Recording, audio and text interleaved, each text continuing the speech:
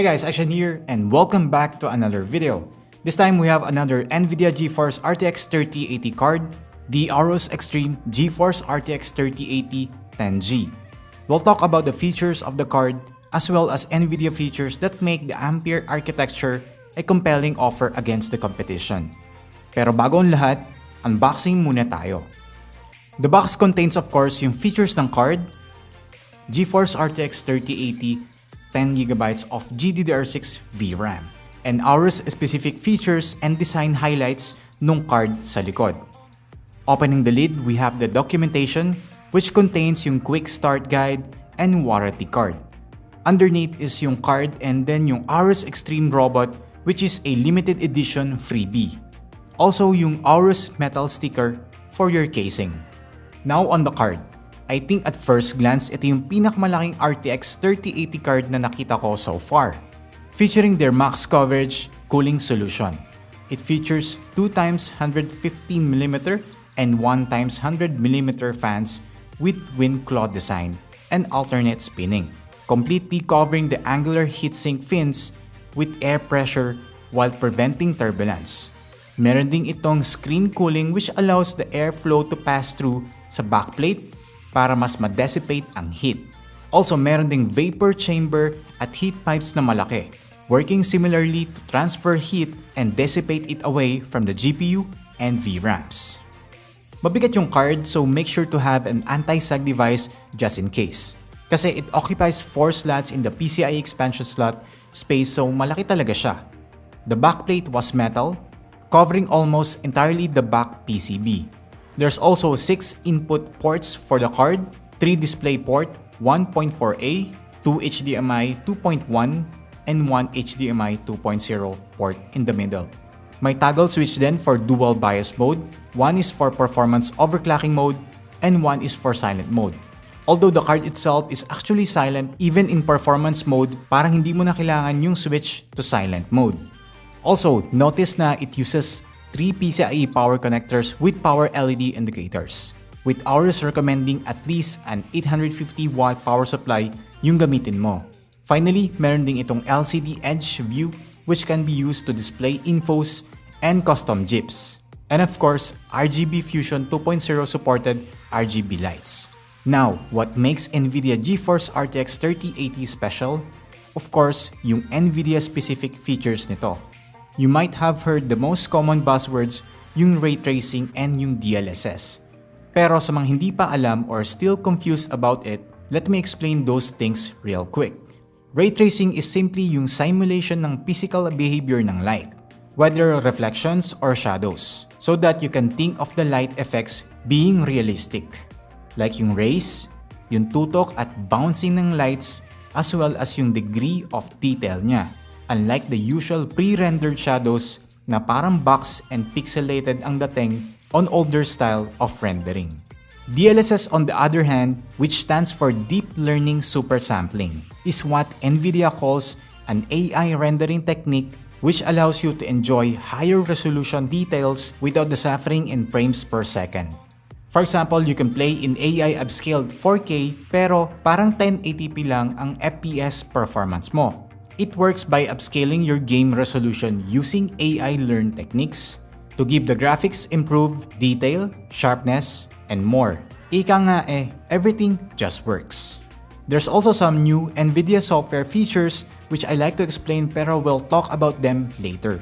Since I'll have to build this system first with these parts in order for us to test this card real quick. So without further ado, let's build this full AORUS Gaming PC featuring the GeForce RTX 3080 AORUS Xtreme 10G.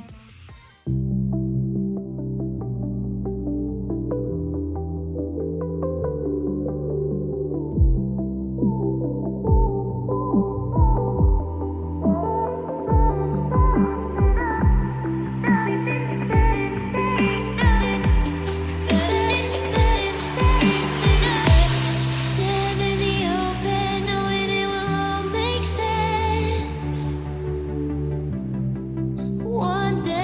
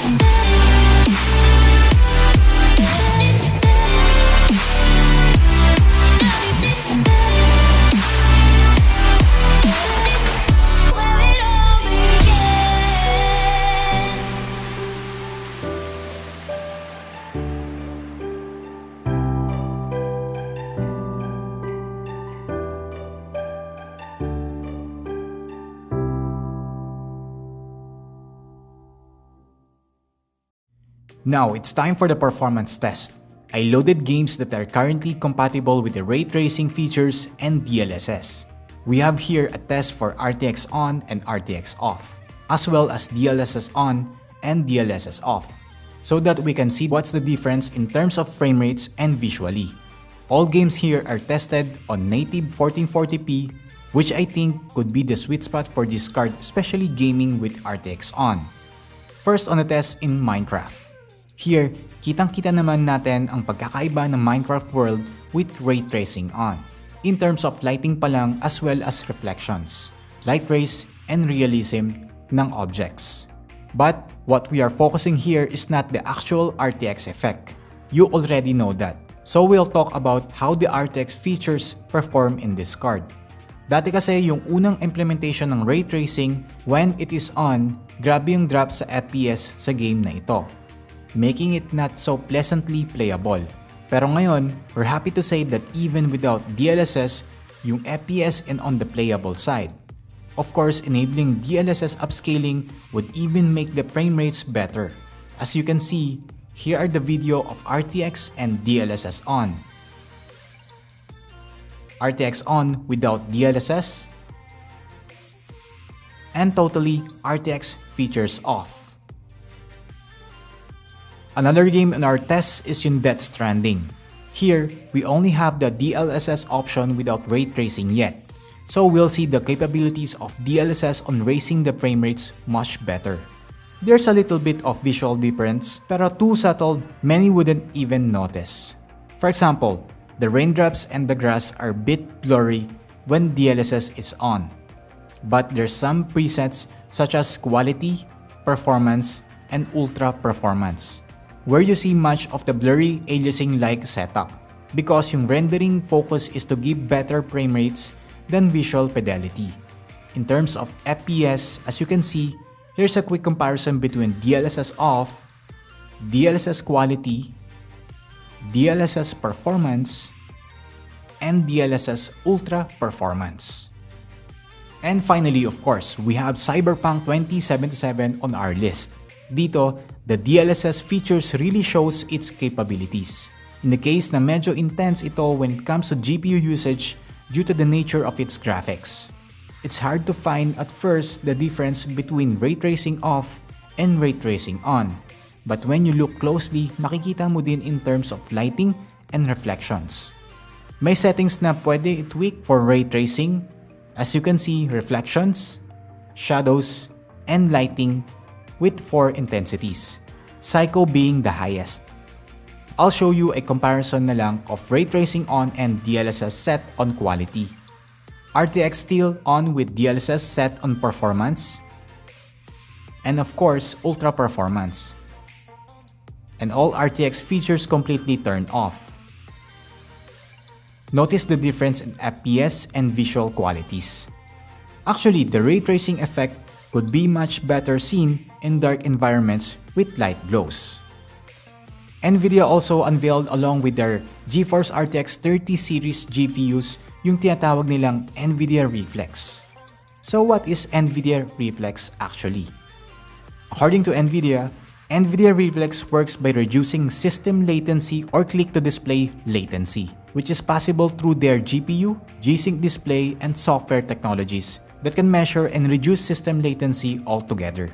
By integrating it with the game, Nvidia Reflex low latency mode works to complete just-in-time rendering, eliminating GPU render queue and reducing CPU pressure in GPU-intensive scenes.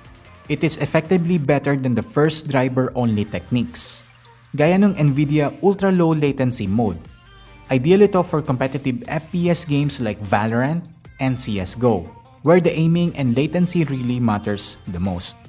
Of course, we also have the NVIDIA Broadcast app, which utilizes the NVIDIA encoder or more known as Nvme.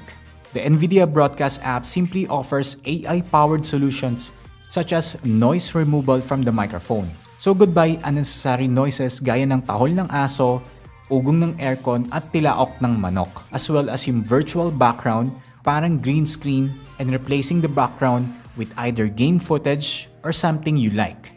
And lastly, yung auto frame feature, which automatically zooms in or out. keeping you in the center of the frame by tracking your head movements. It's like having your own camera person. It can be used not only in games, but also in any other live stream functions, such as video conferencing with Zoom or Skype. It can be used with any RTX-enabled GPUs, which uses their dedicated Tensor Core AI processors to aid in making the magic possible. Finally, let's go back to the card itself. For me, isa tong card na overbuild pero well thought ang design. In terms of features, full pack ito, and maybe we can say that it's really extreme for the RTX 3080. Okay siya in terms of design and performance. Of course, as we expect. And aside sa laki niya, which might be a problem for small cases. Can't find anything else na pwedeng maging complaint dito. So there you have it. Thank you guys for tuning in. This has been Xtian. So like the video, subscribe, and I'll see you on my next video.